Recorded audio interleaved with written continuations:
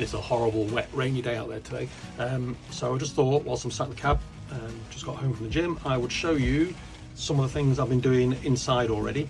I'll go through it all in more detail on a bigger video one day. And if anyone's got any questions about where I got things from, how I did certain stuff, just let me know. So I will start on the right hand side and I'll work my way over to the passenger side. First jobs I did was install wind deflectors.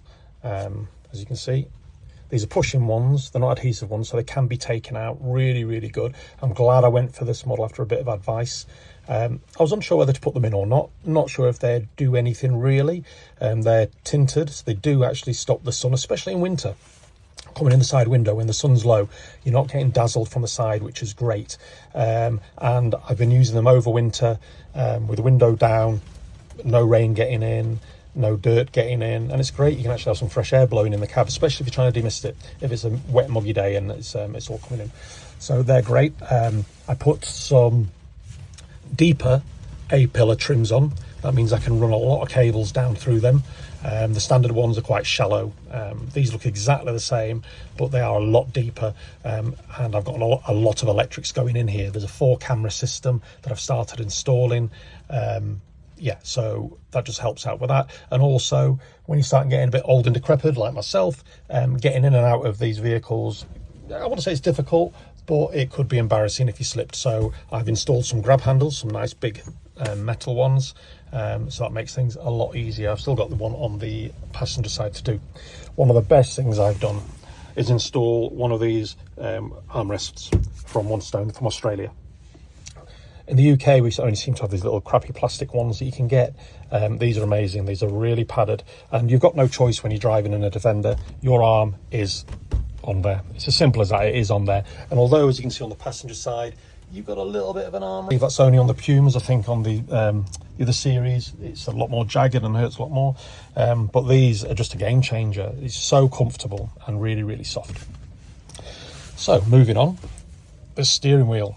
This did have a 14-inch black Momo steering wheel in leather one. Looked really funky, looked really cool. It was too small for me. My wrists are a bit knackered, so trying to steer something big and heavy like this around, it just hurt. It just hurt my right hand going around tight corners. So I've increased it to a 15-inch steering wheel, up from the 14-inch steering wheel. I've added on a little helper, which is fantastic for me. It means I can just use the one hand. I'm not having to steer outwards. I can literally push the steering wheel down and up, and it's fantastic. Really, really, really, really helps. I sprayed up the old centerpiece from the Momo to match the dials that I've done, and also the bezels on the heaters, and I think it all looks great. It's a removable steering wheel. I'll show you that another day, but you just pull these plungers and the whole steering wheel comes off as a security device. It also means it's also technically a heated steering wheel because I keep it on the radiator, so when I come out to drive it, it's lovely and warm. So moving on, you can see here I've leather trimmed the instrument console. I've also taken it all apart. I've replaced the original black inserts for an ivory backplate, and I've sprayed the bezels. I removed the bezels and sprayed them up. It's sort of bronzy brown colour because I knew what I was going to do with the seats when I was going to retrim the interior out. I wanted to lighten up the interior. Land Rovers can all be a bit dark and grey and boring and not particularly pleasant. Moving on, the blowers on a Defender aren't great. They're not brilliant, they break easy, bits come off them, and I'd seen a few people using ones out of Mercedes vans.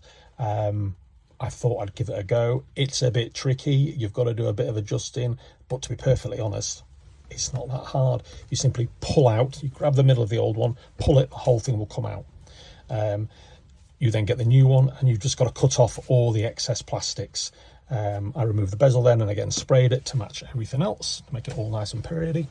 And yeah, they work so much better. They just twist to make them full on and full off, so you can adjust the flow. and then obviously you can change the direction as well. They're just brilliant. They're really powerful, they're really good, and it gave me a chance when I had the dashboard off to clean out all of the blower system, so I got all of the dust out of it. This little thing here is just a little GPS module. That one is for the stereo. I've got another one that's going to be mounted on that side when I put my wolf box mirror in, which is the next project, and it's sat in that bag down there. The biggest thing that I've done is install the new Stinger. Amazing bit of kit. It's not just a stereo, it's a complete infotainment system, and it means that you've got all of your information there really, really easy. You don't lose any of your buttons, even though you're losing quite a lot of your dash. You do lose a little blower on top and the little clock, but you don't need a little clock, you don't need the blower on there. You've still got a nice little area to hold things. I'm also putting some extra switches in a little panel here that I've made. Not quite finished that yet, got to get them in. But that's going to be for things like the winch, the front spots, the rear work lights, etc. Back to the Stinger. This is the new Horizon 10. It's Bluetooth CarPlay. Fantastic bit of kit. You've got all your normal functions that you get on a stereo, so standard radio. I'll go through a few of them for you. Your DAB radio, all of your normal CarPlay functions. It's not connected at the moment. I'm sure you all know what CarPlay is and does. It's a nice big screen, so it works incredibly quick. And as I say, it's the Bluetooth version, so you don't need to plug in. If you want to plug in, you can do, because it comes with a USB and USB-C port down here. It takes a bit of adjustment to get it in. The wiring, it's tricky just because it's tight. I do need to remove this again and change a few bits and pieces. I found some quite dodgy wiring in there for certain switches, which is why I've removed them all. So the front spots I took off, the winch I've disconnected, and I'm rebuilding that at the moment. But one of the best things it does, it connects in to your car's computer, basically, which means you can have things like this. Now, on a vehicle like a Landrover, it's amazing. Now, sadly, they only make this work with the 2012 models of Defender Puma onwards. Why they haven't done it with the original ones, I don't know. I'm sure that they will do eventually. I'm sure they'll update the module. They may have done it already. Let me know in the comments below if they have done. I don't know, but this is one of the best things. If you're off-roading, you can see your different angles and levels. So if you're getting a bit disorientated, you know what's going on, you know your altitude, you know your direction you're going, you know your roll and your pitch. Is it really useful for someone like me? Not really, but it looks pretty, and I like pretty. However, one of the best things you can go into is your gauges. Now, this is fantastic. Not only can you see everything that your car generates that doesn't show on the dials, but you can see even more if you get faults. Let me see if I can get this come up on here. 1 second. Scan warning tool. So if I get any faults whatsoever, it will flash up on the display. So rather than me having to put in my reader, it will just automatically show me them. And you can go through these gauges and you can have different settings on them. So each one shows different things. You can set it up as much as you like. You can also have it on there as your speedo, etc. So as you're driving along, you've got a large speedo, you've got your rev counter, and you can do little things like setting your 0 to 60, seeing how fast you're going, etc, etc. Great bit of kit, but having these gauges on there is fantastic. So you can see if your battery's charging, you can see obviously if your battery's charging, if your alternator's working that way. You can look at the correct temperatures. If your dials fail, you can get everything, and you get all sorts of extra things that you just wouldn't usually get. So your barometric sensor, if you need to know what your pressures are for any good reason, inlet manifold, it's just great. It's a great bit of kit, especially for those people who are really into how their vehicle's performing. I am a little bit, not a great deal. For me, it was more about just getting a system that would do everything I wanted it to do, and I wouldn't have to think about upgrading it in the future, and also having a nice big clear display for navigation, as I tend to be going all over the country, all over Europe, and then hopefully maybe lots of different places in the world with this. Now, I wanted this to be a nice, luxurious place to be, which is why I'm making it look nice as well. The back of the cab is going to be a living area. The outside is a workhorse. I want somewhere nice to sit. And this is the hardtop version, so it's basically a metal van. That's all it is. So it didn't have any bells and whistles or niceties. I'm very lucky that it has got AC as standard, and I'm very lucky that it's got electric windows as standard. Or sorry, these were accessories or options put on when this vehicle was ordered. But everything else was very, very, very basic. So I've completely sound deadened everything that you can see in front that is already carpeted. I've started doing the back, but I had to stop whilst the big leg operation was going on. I'm back and getting better now, so I can do things again. But yeah, so it's all been sound deadened. First thing I did was remove all the mats, all of the old rubber that was inside, and basically everything that was in here. And I found in the footwells was some severe rust. Luckily for me, surface rust. I'll have another video where I'm going to go through basically leak detecting on a Land Rover, even though this one is one of the newer models. It's 2015, they stopped making these in 2016. This has still had a lot of leaks, and it's got a lot of leaks. I'm going to do some repairs too. I don't know if you can see down there, all that water in there. I now know where that's coming from, because I've taken all the all the ply paneling off, sorry, that was surrounding everything. I've taken all the rubber out and found the thing was a swimming pool. I've discovered why. It looks like the top of the vehicle has never been attached to the bottom of the vehicle properly. Easy job though, being a Land Rover, it is literally 4 bolts.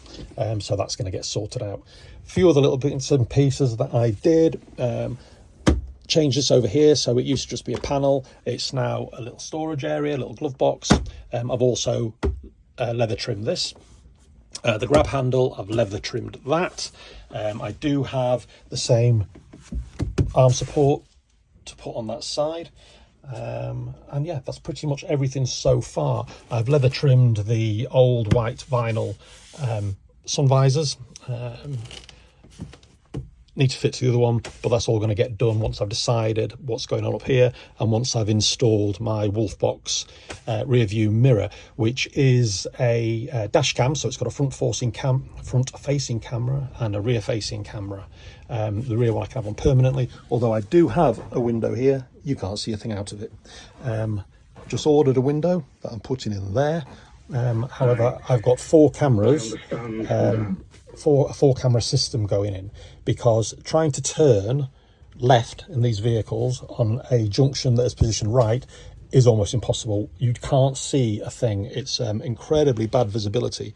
Now, because I've installed these, which are raised seat rails, I'll show you again in another video what they do, but basically you can move your seat back and it's higher, which gives you far better leg room.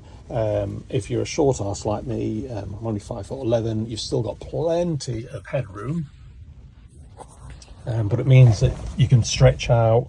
It's a comfortable drive. Yeah, so I'll show you that on another video. I've also retrimmed the seats, so as you can see, nice Oxford tan. These are from Exmoor Trim. I didn't do a video of me retrimming them, mainly because I did it whilst recovering after a leg operation. So I was pretty miserable, just sat in my kitchen doing them slowly, bit by bit. But I've got the seats done. I've bought a new cubby to match. I'm putting a diesel heater in the cab next, which will be mounted there. And I've got a special box from, I think it's Mud UK. I think I got it from Mud UK, that will mount the diesel heater, and then the cubby will mount on top of that. I didn't go for one of the big chunky cubbies. I can't remember what they're called now. I think they're actually called a chubby box because they're bigger and chubbier. I've gone from the normal size one because the box for the diesel heater is going to raise it slightly. However, because I've got these rails in, the higher rails for the seat, it will bring it up to a nice comfortable height for my left arm. If you don't know what I mean by a cubby box, subscribe, like, follow me, and you'll see it in another video as I put it in. That's pretty much everything for now. Hopefully I'm gonna get some dry days.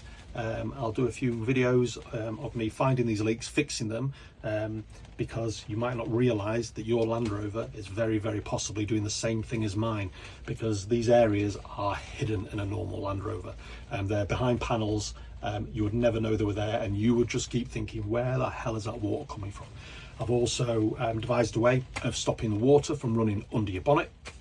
A lot of Land Rover owners will know the water comes off the drip rail, straight down your A-pillar, onto the drip rail at the bottom, and then it goes onto your fender and runs under the bonnet, straight down into your bulkhead. And in my case, that's what caused all of the rust in my footwells. It had come through a seam where the metal plates are joined. Land Rovers are just boxes that are riveted, bolted and welded together. That's all they are. So water can get in everywhere. So you've got to be really careful. Don't just fix what you can see, look to see what caused it in the first place and fix that as well. And I'll show you a great thing that I've done. I was trying to research what other people have done in the past. No one seemed to have any definitive answers. I found something that has worked perfectly, 100% since I've done it, and it cost me about £5. It's unobtrusive. Again, I'll show you that at a later date when I'm doing the other leaks in the area. So anyway, I'll speak to you soon. If you could subscribe, as I say, that'd be great. Try and get some followers up and I'll make more videos. Bye bye.